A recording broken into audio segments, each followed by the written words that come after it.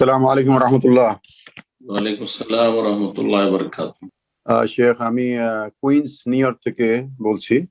মাশাআল্লাহ মাশাআল্লাহ। বলেন। আচ্ছা, আজকের যে আলোচনা রিলেটেড আমি একটা কোশ্চেন, এটা অবশ্য অনেক হয়তো বড় ধরনের হয়ে যাবে, আমি অতটুকু বিস্তৃত যাচ্ছি না। সেটা হচ্ছে আধুনিক সমাজে আমাদের দেশে হোক বা প্রবাসে হোক, নামাজ পড়ার ক্ষেত্রে দেখা যাচ্ছে যে স্বামী স্ত্রী হোক, বাবা মা এবং সন্তান সন্ততিদের মাঝে একটা নামাজের গুরুত্ব নিয়ে যখন পরিবারে আলোচনা হয়, সেখানে একটা মনোমালিন্য হয়ে যেতে পারে অনেক সময়। আন্ডারস্ট্যান্ডিং এর যে লেভেল আছে এটা ভিন্ন হওয়ার কারণে।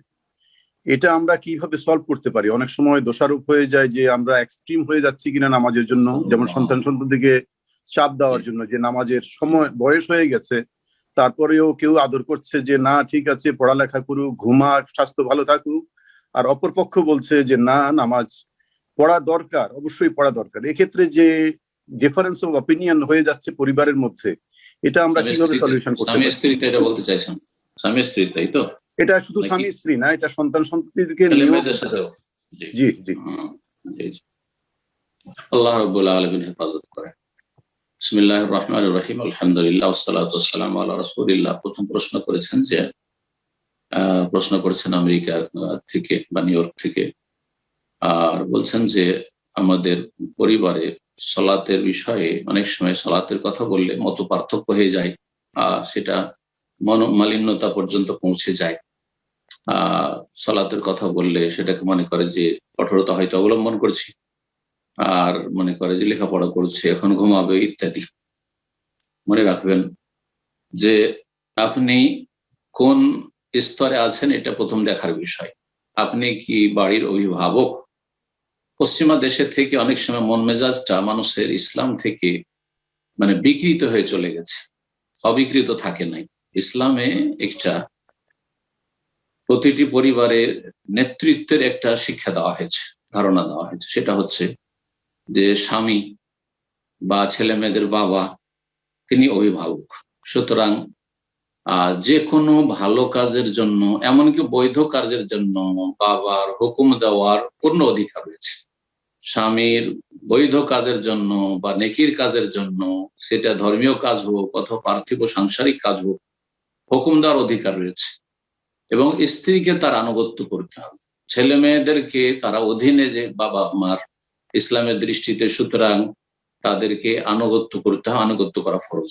আতিউল্লাহ ওয়া আতিউর রাসূল ওয়া উলিল আমরি মিনকুম, তোমরা আল্লাহর আনুগত্য করো, আল্লাহকে মানো, রাসূলকে মানো এবং তোমাদের দায়িত্বশীলকে মানো। আর বাড়ির দায়িত্বশীল হচ্ছেন স্বামী স্ত্রীর জন্য, আর ছেলে মেয়েদের জন্য বাবা। আর বাবার পরে ছেলে মেয়েদের ক্ষেত্রে মা, কিন্তু আসল নেতৃত্ব রয়েছে। আর রিজালু কাওয়ামুনা আলান নিসা, পুরুষকে নেতৃত্ব দেওয়া হয়েছে। অনেক বোনেরা পশ্চিমা দেশে প্রভাবিত হওয়ার পরে, আরে এটা কেমন কথা হলো, আমার সমান অধিকার আছে। না ভাই, আপনার সমান অধিকার নেই, আপনি অনুগত হবেন স্বামী। জি।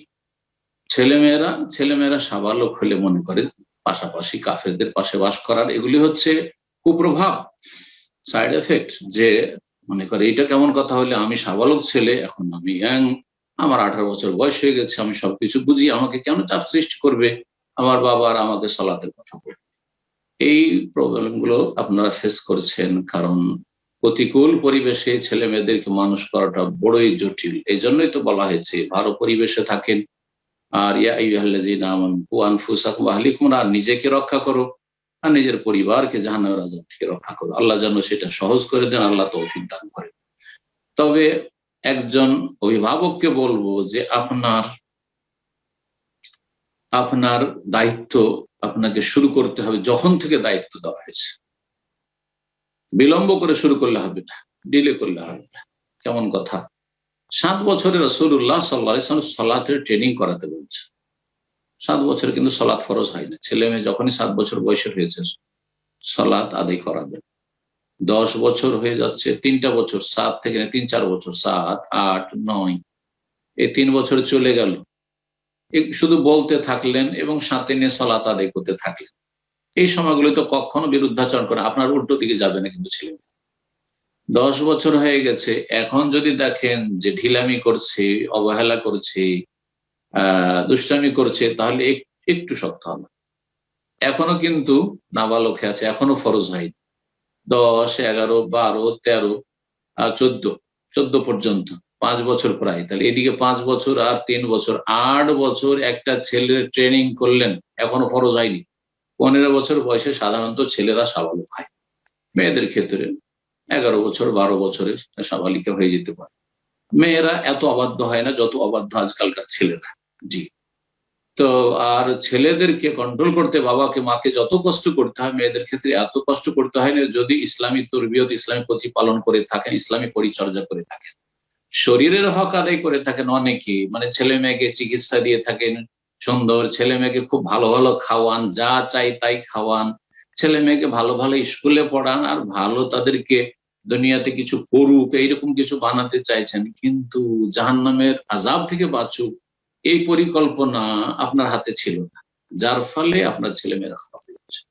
এই দীর্ঘ ট্রেনিং এর পরে, প্রায় 8 বছর ট্রেনিং এর পরে 15 বছর বয়সে তখন গায়ে একটু বেশি শক্তি ক্ষমতা হয়েছে, তখন আর বিরুদ্ধাচরণ করবে না। ব্যতিক্রম শতকরা 1-2টা খারাপ হইতে পারে, ওটা হবে।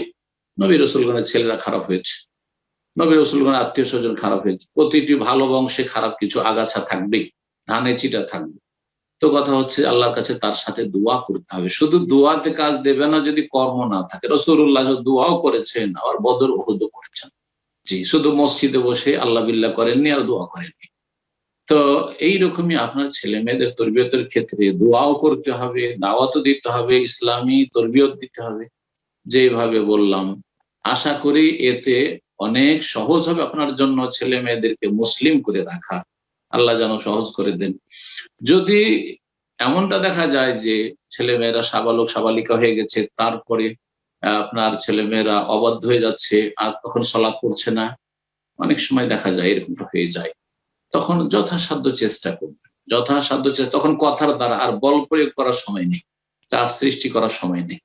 আর আপনারা যেখানে আছে সেখানে আইনও সাথ দিচ্ছে না, আপনার অভিভাবক হিসাবে আপনি বল প্রয়োগ করতে পারেন না, সুতরাং তখন যথাসাধ্য কথার দ্বারা নসিহা করবেন, উপদেশ দেবেন, আর ভালো পরিবেশে রাখার চেষ্টা করবেন।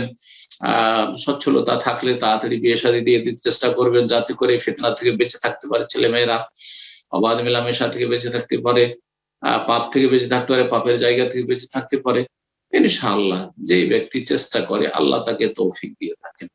তারপরে যদি স্বামী স্ত্রীতে মানে মতবিরোধ দেখা যায়, অনেক সময় স্ত্রী বলছে হ্যাঁ ছেলেটা পড়া আছে, এই আছে, রাত্রে অনেক জেগেছে, তুমি ফজর উঠিয়ে দিচ্ছ না, এই বলার অধিকার নেই আপনার স্ত্রী, তাকে ইসলাম সম্পর্কে জ্ঞান রাখতে তার বলার অধিকার নেই।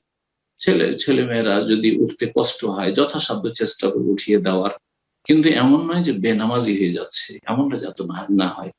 আল্লাহ রাব্বুল আলামিন যেন তৌফিক দান করেন। আশা করি এই কথাগুলি যথেষ্ট হবে, যদিও বলার শেষ নাই, কিন্তু আল্লাহ রাব্বুলের কাছে আশা করি যে আল্লাহ রাব্বুল আলামিন আপনাকে এইভাবে ছেলে মেয়ে মানুষ করার তৌফিক দেবেন, এবং প্রতিটি ভাই বোনকে আল্লাহ যেন দিনের কাজ করার এবং নিজের পরিবারকে সত্যিকার মুসলিম বানাবার তৌফিক দান করেন, এবং এটাকে আল্লাহ যেন আমাদের সকলের জন্য সহজ করে দেন।